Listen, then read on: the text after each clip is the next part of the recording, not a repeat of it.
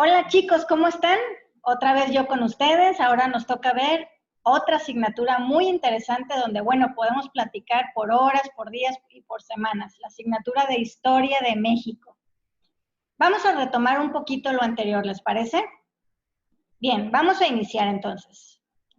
Como ya lo dije, estamos en Historia de México en el periodo de 1920 a 1982. Imagínate nada más que estamos hablando de más de 60 años en la historia de nuestro país.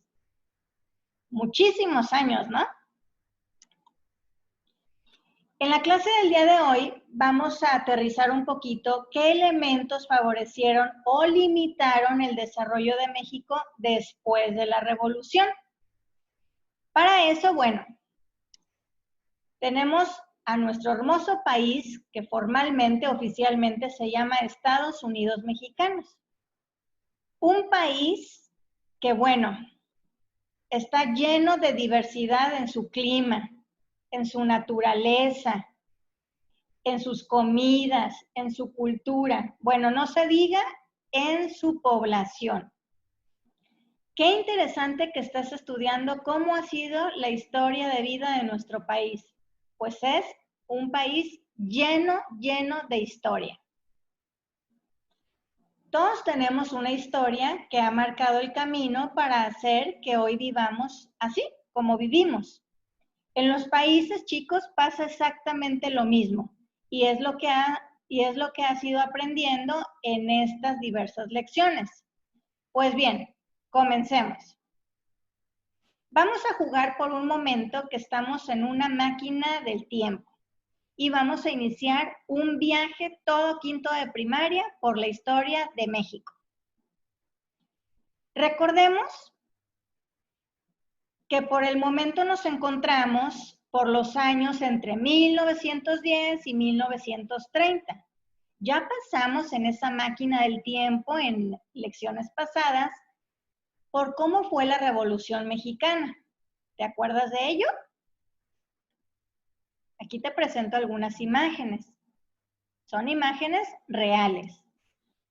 En 1926 recorrimos también una rebelión armada conocida como Guerra Cristera, donde sacerdotes y personas muy creyentes a la iglesia realizaban numerosas protestas contra la acción del gobierno de prohibirles tener escuelas católicas o prohibirles también participar en asuntos públicos de la vida política.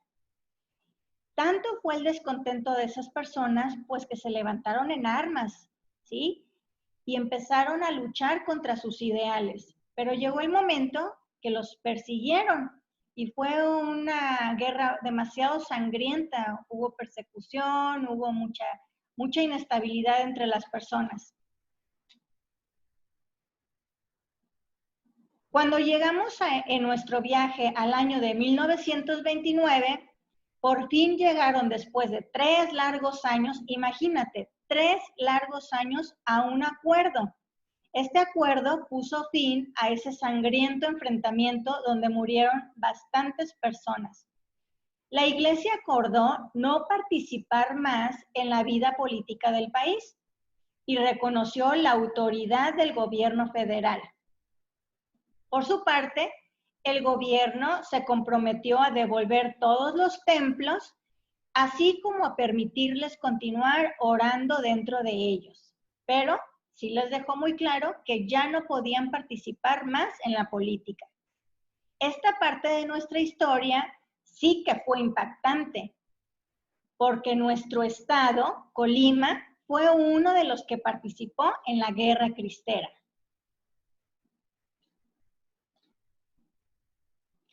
Seguimos entonces en nuestra cápsula del tiempo, en nuestra máquina del tiempo, y nos encontramos ya en el año de 1946, donde aparece el nombre del PRI, Partido Revolucionario Institucional.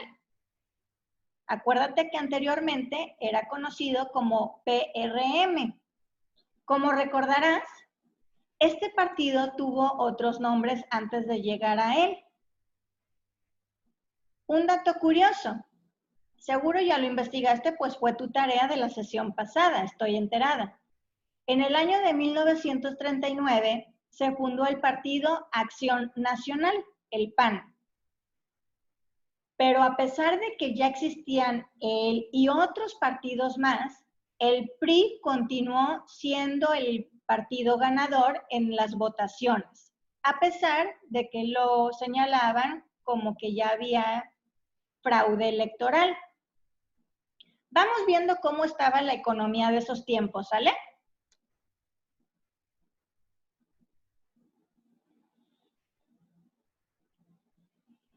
En ese tiempo se tenía una gran meta para el gobierno. ¿Sabes cuál era? Era resolver los problemas de la economía del pasado. Pues anteriormente, con tanta lucha, con tantos enfrentamientos, el país estaba por los suelos en su economía.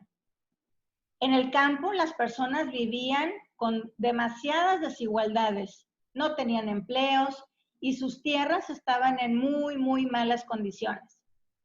En las ciudades no había también empleos, no se tenían derechos para los trabajadores y existía un descontrol demasiado grande.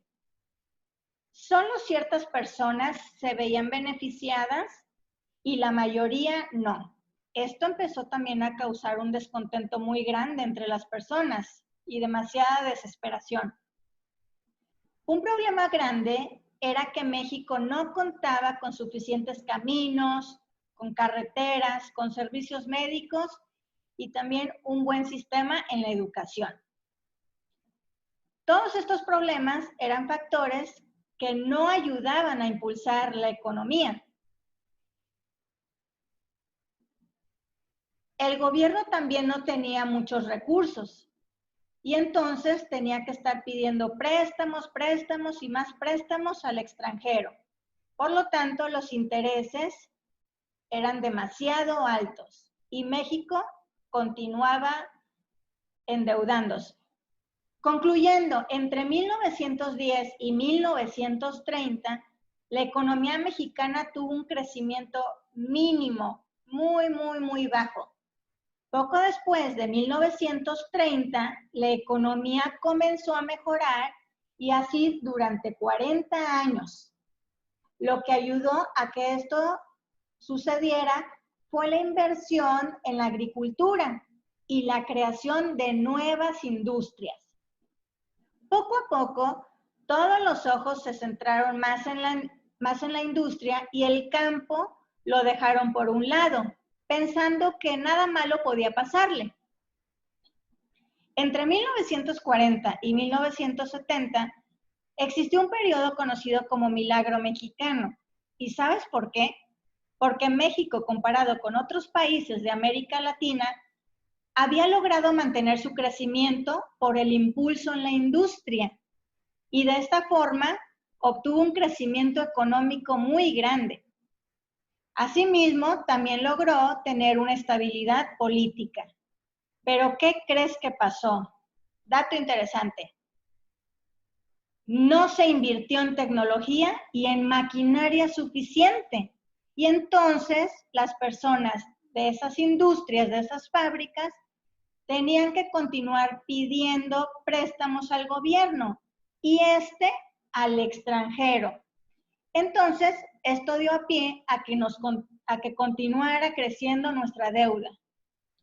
Un dato curioso, ¿sabías que la guerra le ayudó al milagro mexicano? Sí, la Segunda Guerra Mundial sucedió entre 1939 y 1945 y durante ese periodo hubo gran demanda de diversas materias primas y de petróleo en el mercado internacional.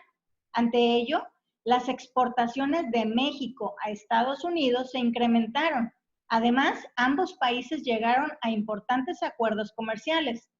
Esto impactó de forma positiva el periodo posterior al conflicto armado, que fue precisamente la época del milagro mexicano.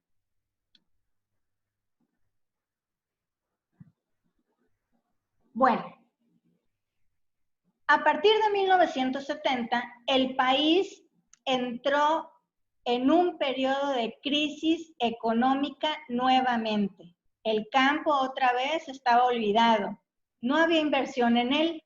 Por el contrario, se importaban productos de Estados Unidos hacia México. También se pedían préstamos al extranjero para solucionar problemas de educación o de salud. Entonces nuestra deuda continuó creciendo con intereses increíbles. Hemos llegado en nuestra máquina del tiempo a un momento sorprendente en la historia de México.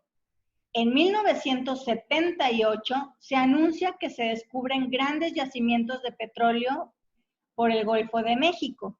El gobierno no duda y pide más dinero prestado para invertir y elevar la producción de petróleos mexicanos, Pemex.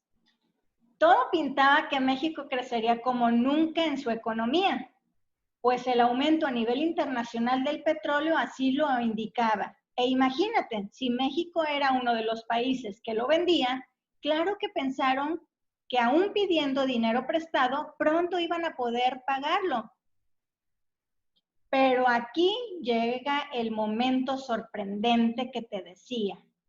En 1981, los precios del petróleo comenzaron a disminuir a nivel mundial de una manera terrorífica. México se vio súper afectado por los altos intereses de los préstamos solicitados a Estados Unidos. Y otra vez estábamos en crisis. Y con ella comenzó a existir muchísima pobreza en la mayoría de la población. Por lo tanto, aumentó el desempleo y el incremento en todos los precios. Ahora bien, chicos, también en todo este tiempo hubo avances, hubo cosas buenas y también se las vamos a ir presentando poco a poco. Por lo pronto, en esta sesión, es importante reconocer que en la vida de cualquier país hay momentos de gloria y hay momentos de crisis, como lo hemos estado viendo. Y al nosotros próximamente hablar de las cosas positivas, reconoceremos muchos avances que de alguna u otra manera también se tuvieron. Por eso les digo que esta historia de la máquina del tiempo continuará. Por lo pronto, el producto de trabajo de la clase del día de hoy es la siguiente. Vas a dar respuesta a la siguiente pregunta.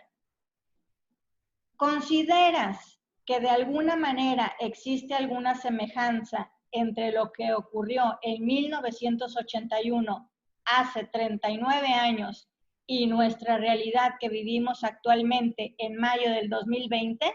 ¿Sí, no y por qué? Ojo, puedes apoyarte de la opinión de tus papás, ¿sale? Bueno, chicos, espero que lo que hayamos vivido el día de hoy en la máquina del tiempo haya sido de su total agrado. Hasta la próxima.